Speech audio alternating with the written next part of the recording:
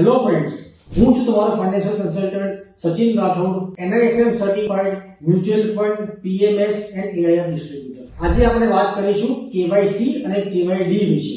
જ્યારે તમે મ્યુચ્યુઅલ ફંડમાં ઇન્વેસ્ટમેન્ટ કરો છો ત્યારે કંપની તમારી પાસે KYC કરાવે છે. KYC ના માધ્યમથી કંપની જાણવા માંગે છે કે તમારો બેંક એકાઉન્ટ ક્યાં છે, તમે ક્યાં રહો છો, તમારો સોર્સ ઓફ મની લેજિટિમેટ છે કે નહીં, વગેરે વગેરે. તો શું તમને નથી લાગતું કે તમારે પણ KYD કરવાની જરૂર છે? KYD મતલબ નો યોર ડિસ્ટ્રીબ્યુટર.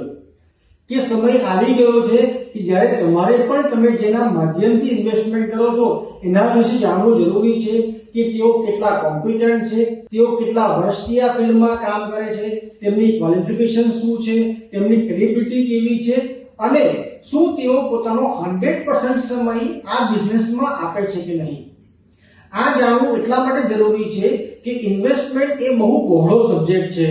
જો હું અપડેટેડ નહીં રહું તો મારા ઇન્વેસ્ટર્સના હાર્ડ અર્ન મની જોડે જસ્ટિસ નહીં કરી શકું. માટે before investing start asking this questions to your distributor.